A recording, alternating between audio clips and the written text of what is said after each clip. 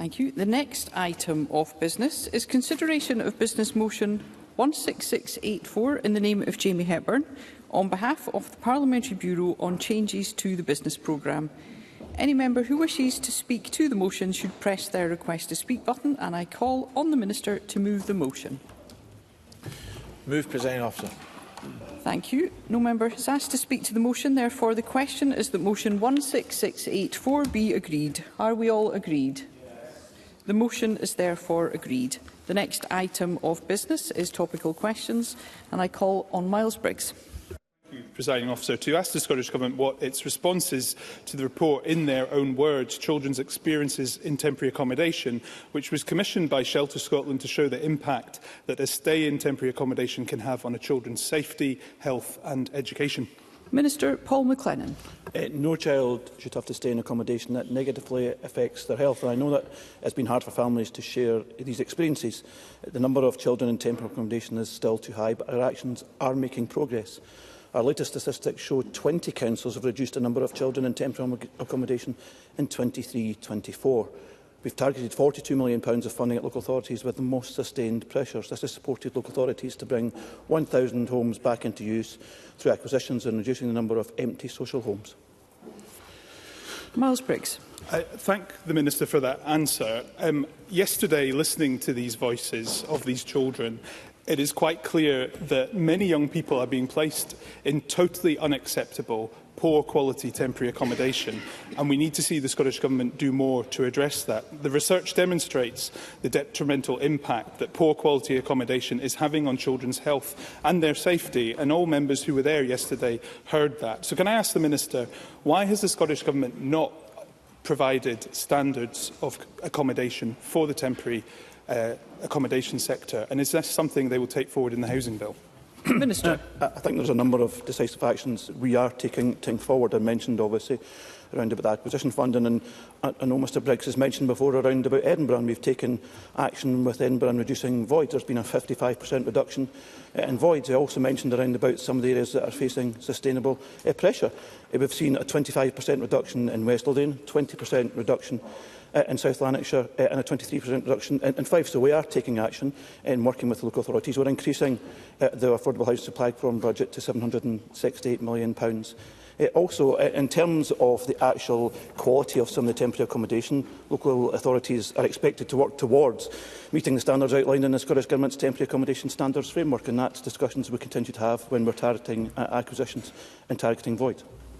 Miles Briggs. And I think the Minister would draw the conclusion, like the rest of us from yesterday, that that is not happening, that children reporting antisocial behaviour in the residencies they're staying in, rats in cots being reported, is totally unacceptable, Minister. And the emergency response, which the Scottish Government said they would bring to this, clearly has not happened. 10,360 children in temporary accommodation, a 150% increase in the last 10 years. But can I ask the Minister, in terms of education, there is a very specific ask within the report in relation to children being relocated and therefore having to change schools. Can I ask the Minister, when he says he works cross-portfolio with other colleagues, why have the Government not outlined a policy specifically around a presumption against children being moved from school?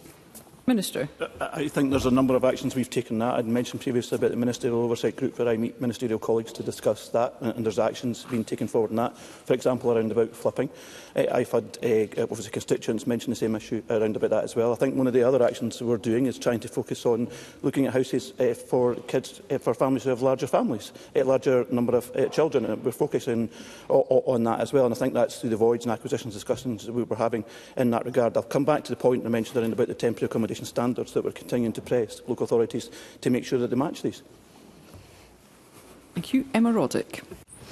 In addition to the service costs and rents that we know total a very high cost of being homeless, one parent in the report spoke of spending £600 on transport every month to get their children to school or appointments.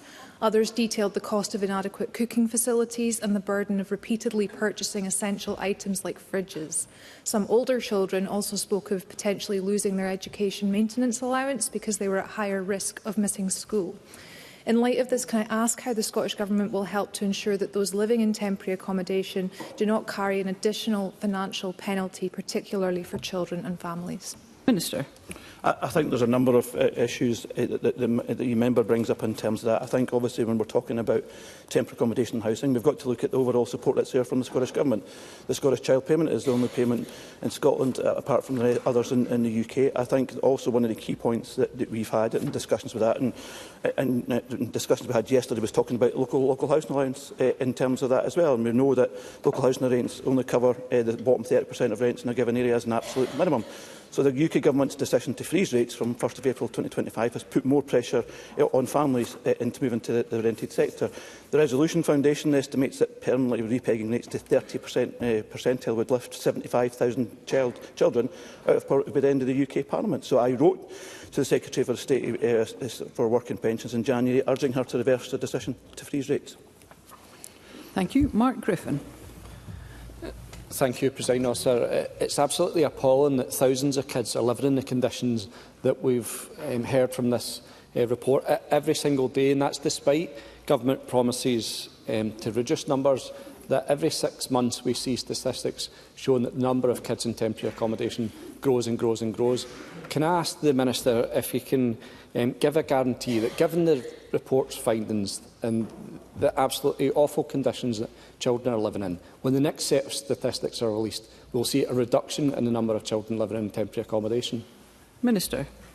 Can I thank the member for his question? I think we're starting to see some of the investment we've had through, for example, around about voids and acquisitions. I mentioned around about the reduction in voids we've had in Fife, in West Lothian, in South Lanarkshire and Edinburgh. We also heard, obviously, around about the 12 local authorities that have reduced homelessness and 20 that have reduced homelessness through children.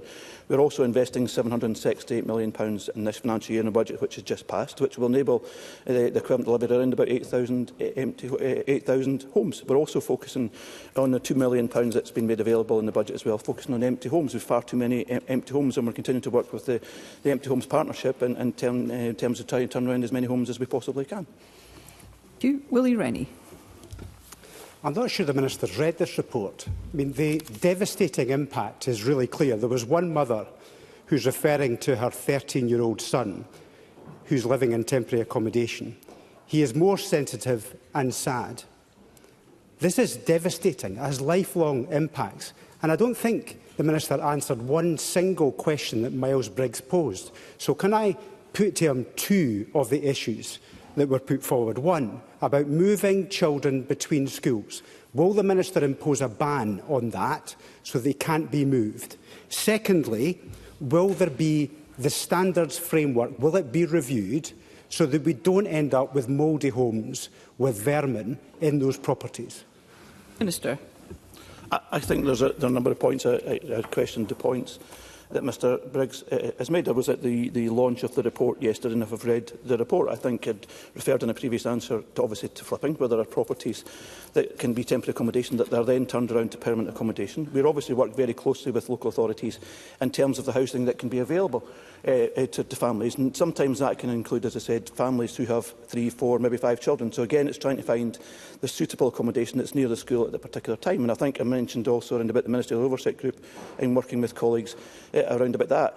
Homelessness, I think, obviously mentioned around about some of the issues there, and the report itself mentions about the impact on health and the impact, for example, on a child's mental health, for example. So we are working as closely as we possibly can in regards to flipping, but also in terms of working with local authorities to find a suitable accommodation near the child's school.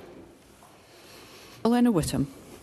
Thank you, Presiding Officer. I too attended the launch of this hard-hitting report, and I thank Shelter for commissioning research that finally gives voice to what those of us in the front line supporting families in temporary accommodation have understood for years.